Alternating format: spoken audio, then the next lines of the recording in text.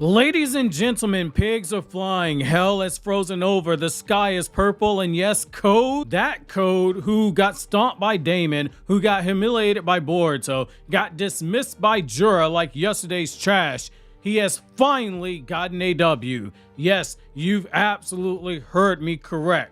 Code got a W. Code was proven right in this new chapter. And it's not like you might think, like, yeah, he just picked the lottery numbers type of right. No, this man predicted the downfall of the untouchable, seemingly untouchable Jura. And chapter 23 of Boruto 2 Blue Vortex, it delivered what no one expected, which is a twist to the story that makes Code look like the most tactically sound character in the entire manga right now, which is saying a lot because all we've ever heard about Code is that the guy has been an idiot. Yes, the guy who's a walking L board. Let's talk about why this moment of Kawaki getting his limits removed and making Jura pissed off in the process definitely matters, and how this could mark the beginning of a shocking redemption arc for Code. Join me in today's newest Naruto Explain video where your OBC, your original Boruto chief, breaks down why Code,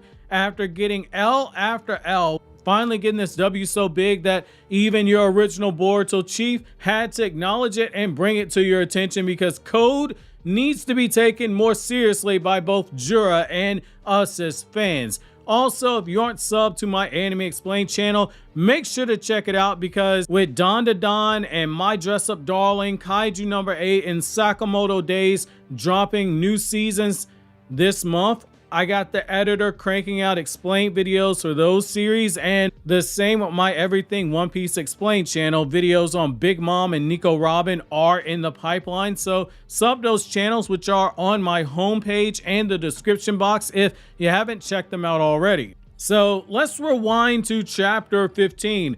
Code warned Jura and the other awakened Shinju, basically saying, if you're going to hunt someone, go after Kawaki. He's the weaker link between him and Boruto. Why are you wasting time? Let's pause here for a moment. Was this a moment of brilliance, or was this just Code so desperate to try and get a chakra fruit?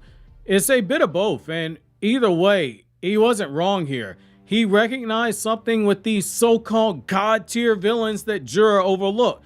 Kawaki, despite his cold exterior and his unnatural obsession with Naruto, he is impulsive and he is vulnerable, and at that time he was also a lot weaker than Boruto. Mitsuki confirms that for us. I mean, Boruto even showed it to us. But Jura?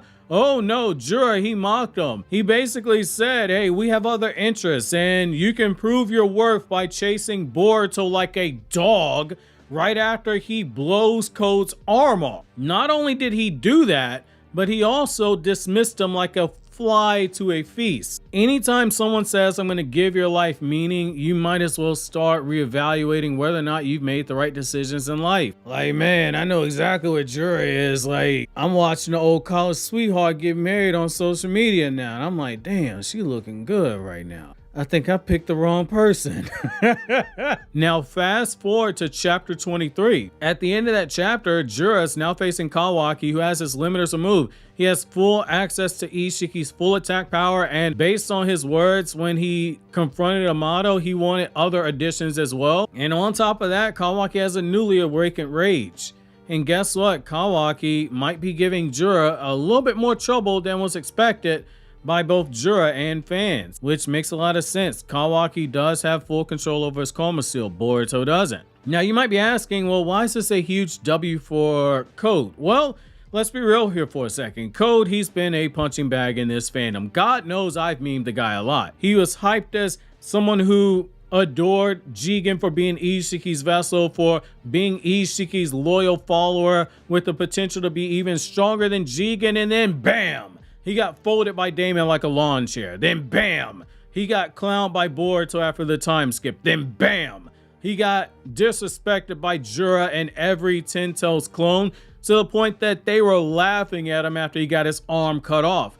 At this point, fans, they didn't just hate Code. I would argue a lot of fans pitied him. He went from having this final boss energy at the end of Boruto Part 1 to now being a discount villain at a dollar store. And this is before any tariffs take place in the Boruto universe, and even then, Code is severely undervalued. When we say this is a moment of vindication, it is big, and when I say it is big, I'm saying it is massive. It gives Code something that he desperately needed: narrative credibility. Because for once, he was the only one who was a villain who saw the bigger picture. The Shinju, they were so confident in their power and their new forms that they dismissed the very basics of strategy.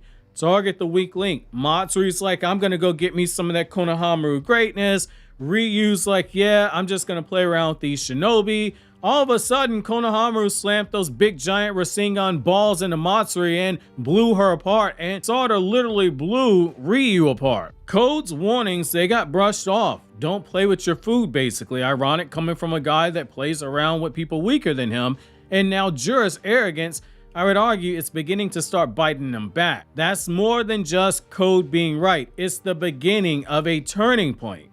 And this gets even more interesting when you look at the parallel here.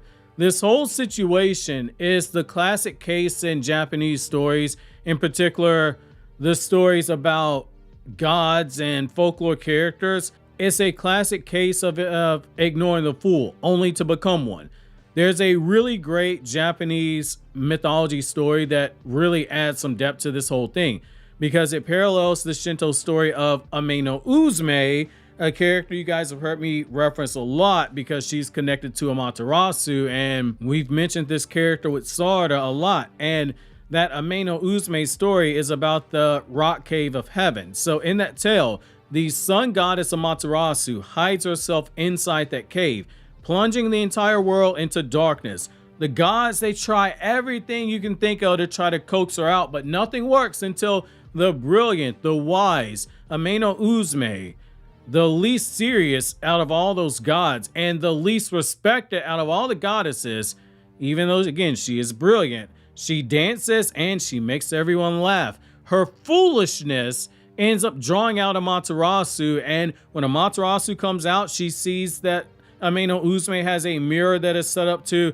appeal to her vanity, and between that and the jewels, Amaterasu comes out, balance is restored, and Ame no Uzume, the goddess who everyone ended up dismissing, ended up being the key to everything. Does that sound familiar to you? It should.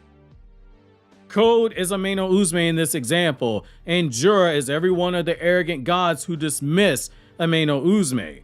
By ignoring the idiot, Jura has allowed Kawaki to become an even greater threat. One he could have neutralized if he had just listened to the person who had instincts rather than pride. Jura had Kawaki going sleepy time. He could have just as easily captured him way back in volume 3 of Boruto's manga. But there's also a Buddhist teaching that is worth mentioning as well. The humble fool may speak truth, while the wise man clings to delusion. Jura, in his pride, believed himself to be above Code. But Code, in his desperation and humiliation, was finally seeing things clearly. Much like the wise man on the channel that advises here on Naruto Explained has pointed out some stuff that I've been resisting doing because I just stubbornly want to do more Naruto content. They're like, hey, you got a whole playlist of Boruto videos that you ain't uploaded yet. Your audience wants more Boruto content, but I'm being the fool just like Jura. Sometimes you have to swallow the pride and listen to others who have a better understanding of what's going on than you do. Or let me rephrase, not necessarily a better understanding, but they offer a different perspective. That's what Code tried to offer Jura. Hey fam, you're making a mistake. You need to go after Kawaki while you can. So what does this mean moving forward? So where does Code go from here? I guess that's the big question to look at. So breaking it down, Jura now has to acknowledge that Code did have a point. Even if his pride won't let him admit it out loud, even if Jura is sitting there reading books and trying to figure out what went wrong, the facts are there. Kawaki is more trouble than he initially expected him to be. And that means that Code's analysis, it was spot on. And you could argue that right now Code actually has some leverage. Not power-wise, because Jura could just as easily walk up to Code and smack him with the spine of a book and kill Code. He's not going to win any fights anytime soon, but he now has something even more valuable in a world that Shinobi established that survival is often tied to strategy, and one of the things that comes with strategy is insight. Jura, Matsuri, Hidari, Mamushi, they all dismissed Code as a non-threat. Matsuri literally told this man, hey, you're just a fool that's going to be used by others. That might change now, and this could be a redemption arc tease. Longtime viewers of the channel have heard me say this going all the way back to like 2022. I said, hey, expect Code when he gets his limiters removed. Expect this guy to be shown as fodder. Not saying that he's weak, but Boruto follows a lot of Dragon Ball's writing. He's gonna get power clipped in order to be able to show how much stronger people have gotten, the same way that Frieza was in Dragon Ball's manga, the same way that Super Saiyan was. Hyped up, and then it became a entry point for measuring people's strength. The same thing happened to Code. But also expect this man to play the Kabuto role. You're not going to see him coming, but when he pops back up, he's going to move the plot. This doesn't mean that Code becomes a hero. I don't mean that by redemption. But he might become something even more interesting. A rogue X Factor like Kabuto. He could be a man who has his own grudge, his own intelligence, and now his own narrative momentum. We are paying attention to other forces beside Code. Imagine if Code stops trying to be someone who fulfills Ishiki's wishes to become an Otsutsuki, or even if he doubles down on it the way that Kabuto did to try to become the next Orochimaru. Imagine if Code shows a little bit more strategic brilliance. That would catch everyone off guard. You could look at it from the perspective he might end up sabotaging Jura, in the sense that he knows Jura wants that chakra fruit for himself. And Code did warn, I will get the last laugh.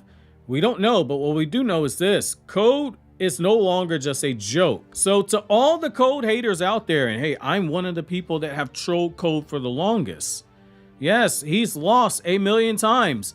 Yes, he is still a bit of a mess. God knows he is a huge mess. As big of a mess as those OnlyFans bots that leave comments in the comment section, and I roast talking about how their father is staring down a bottle of liquor every time that they post videos online, feeling ashamed for themselves, wondering why their mother didn't just swallow them. But in chapter 23, he got something that no one else did.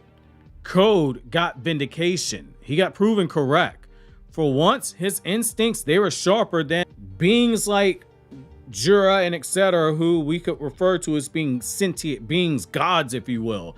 And in a world where the mightiest often fall to arrogance, from Madara to Jigen to Ishiki, Momoshiki, and etc., maybe Code, the underestimated, lifelong idiot underdog, maybe he's finally found his role.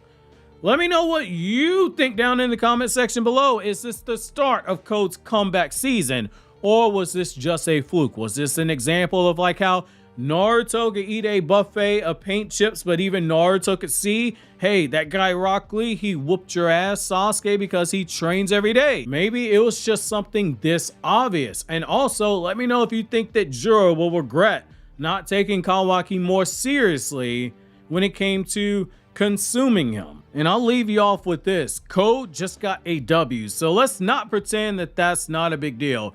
We hate on characters when they take L's. We gotta praise them when they take W's. In the meantime, click here to check out more videos from Naruto Explained, or click here to check out other videos from my other two anime channels.